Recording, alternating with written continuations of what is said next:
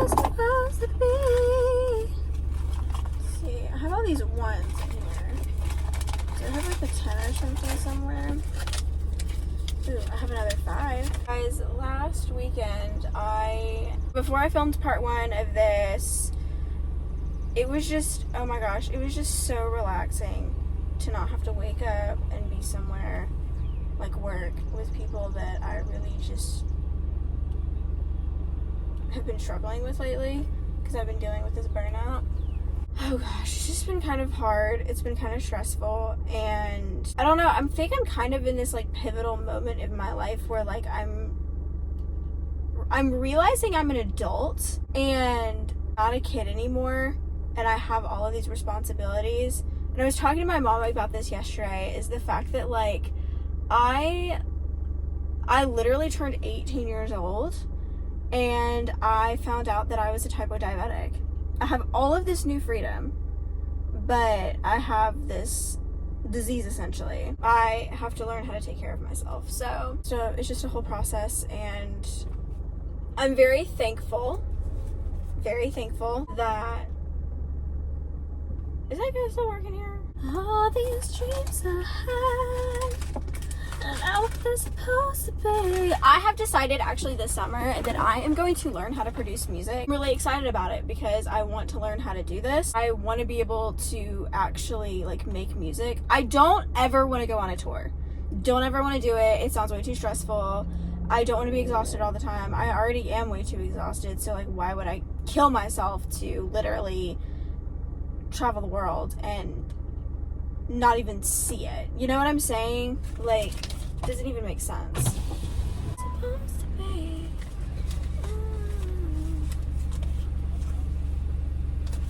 That's 7:13. There you go. I just realized that Abraham Lincoln had big ears. Am I weird for saying that? It's 287. And we made 2 of them on accident. Do you just want 2 of them instead? You want the extra one? It's completely free. Sure. Why not? I'll take the other one. Yeah, you can always give it to a friend if you don't actually want it, you know? Well, I already drink way too much caffeine in the day, so I'll probably drink both of them. Yeah. Oh, here you go. Thank you. Just have a great one. You too. I just got free coffee. Yeah. Oh my gosh! Woo!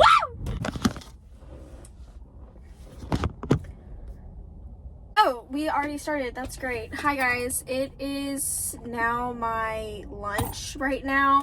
But also I'm gonna cry right now,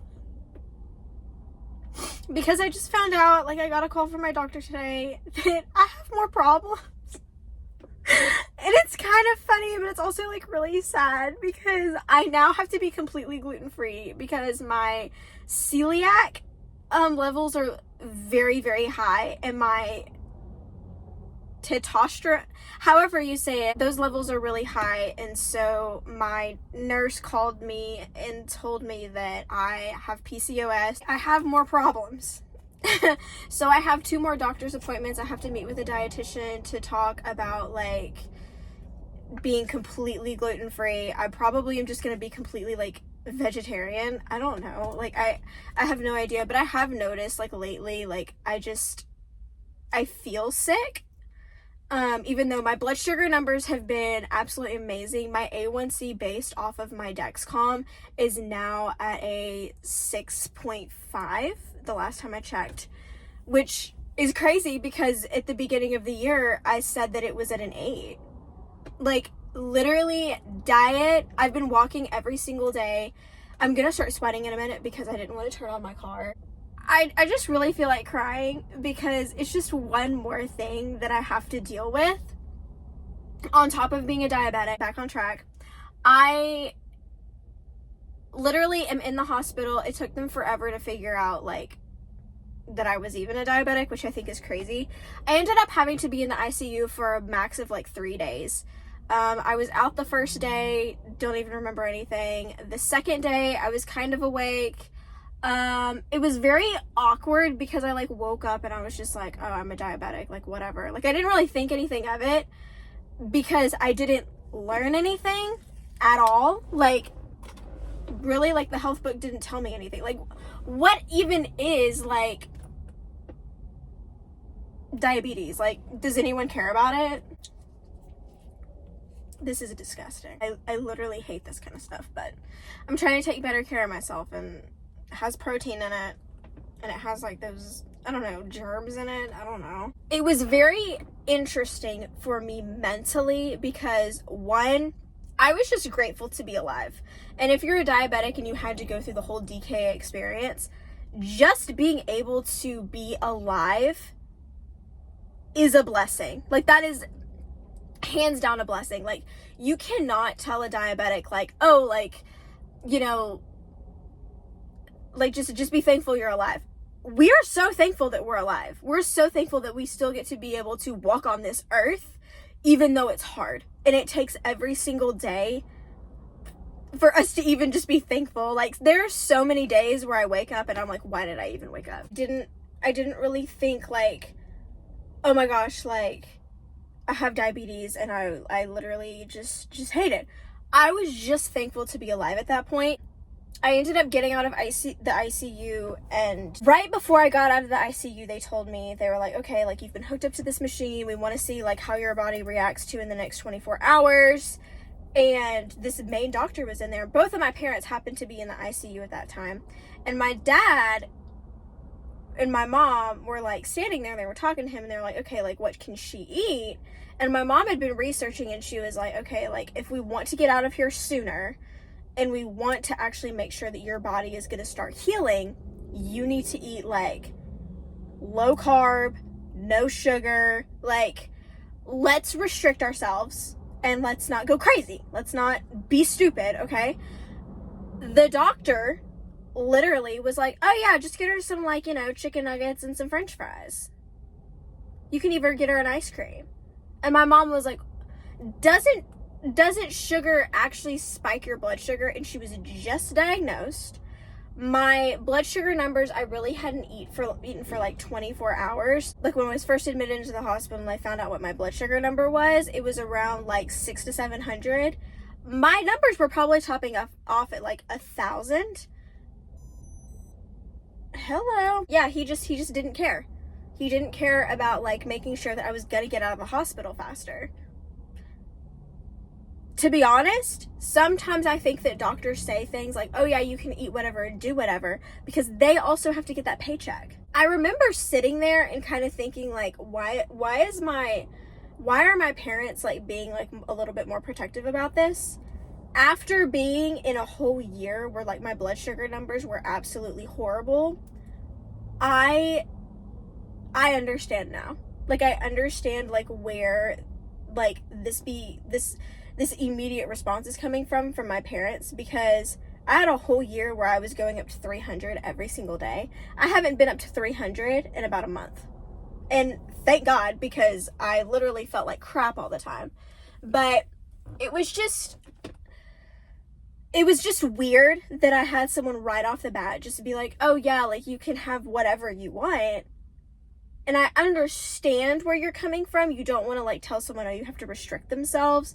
But to be completely honest, most every single person that I see on the internet who is doing really well restricted themselves first, literally had to, like, learn how to bolus for things. Like, I know, like, right now, I mean, I can't eat Chick-fil-A nuggets anymore. And that's actually really sad to me.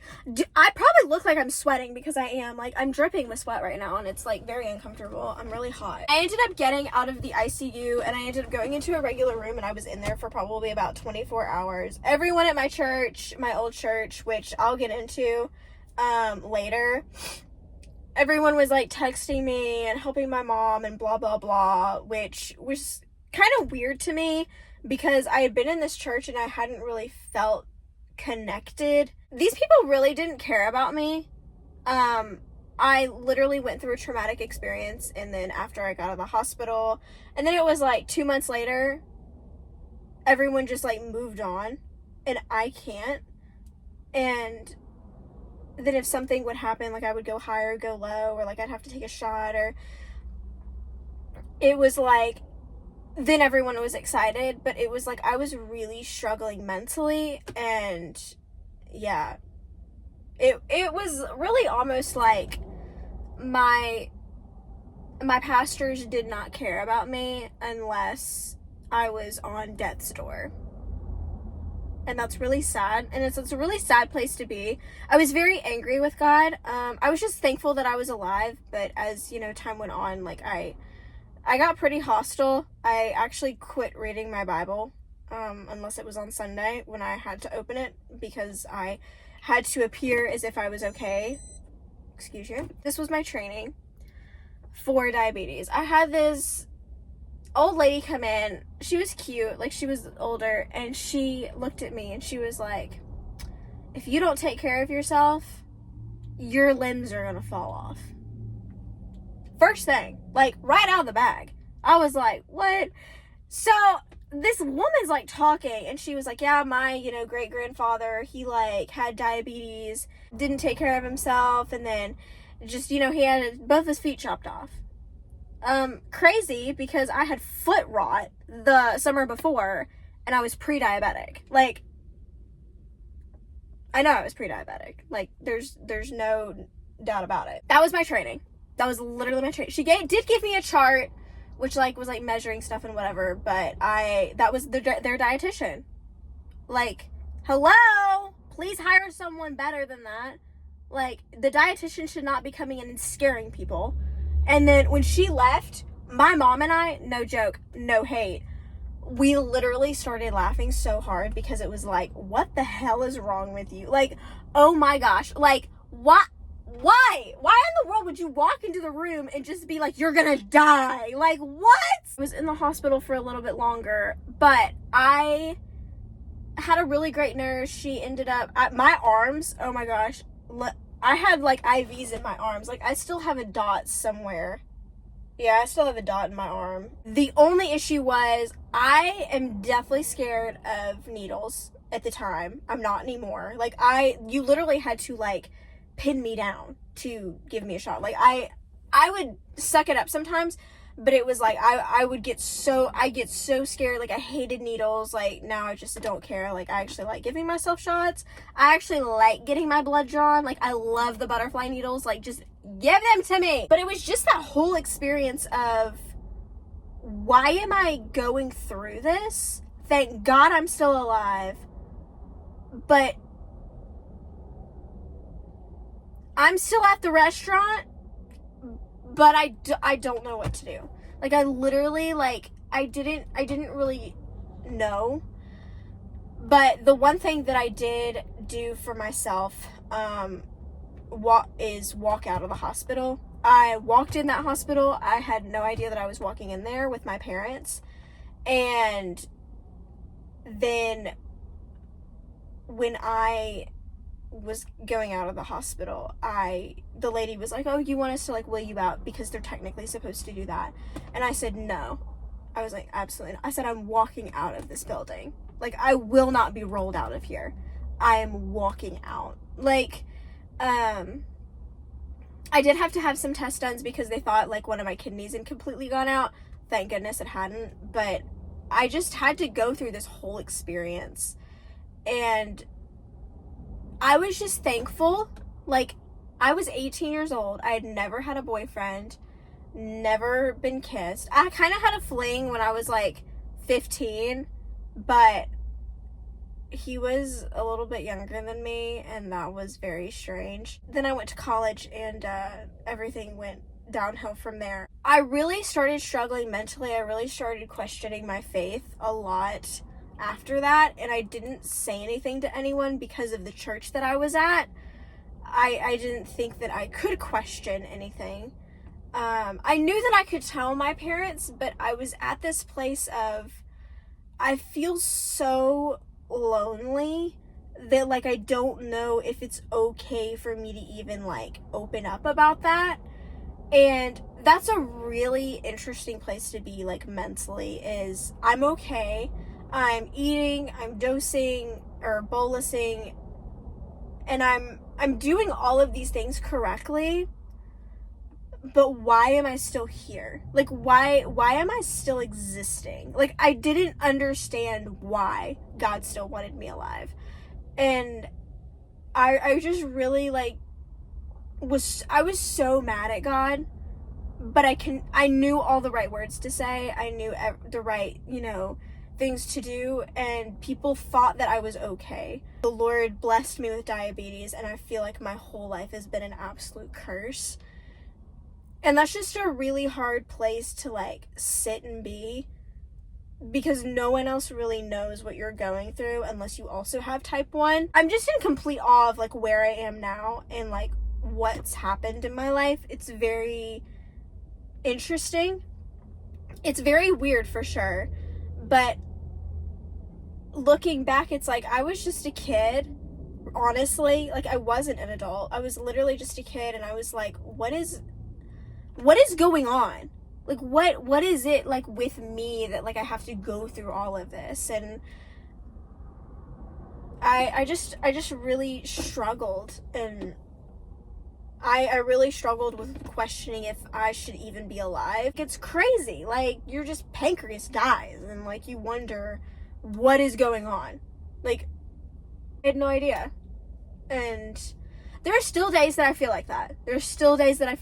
But getting older, taking a hold of, like, my life and my health, and being able to say, you know what, I'm stronger than this. Like, I'm not gonna let a stupid thought literally get in the way of my life. Like, I'm gonna do what I want to do. I want to go skydiving. And I'm gonna do it one day. I'm probably gonna do it for my birthday this year. And it's okay. I'm gonna go do it. Because, you know what? Get over yourself. I'm, like, sweating. Oh my gosh. I'm, like, dripping with sweat. I will see you guys in next week's video. My phone is literally, like, heating up right now, and I'm sweating because it's hot as balls out here. Thank you guys so much for watching this segment of this 3-part series. I think I probably repeated some things, but that's okay. Remember to like, subscribe, comment, do all the things. Put that emoji in the comments because you're a real one because you heard me yap. I'll see you tomorrow.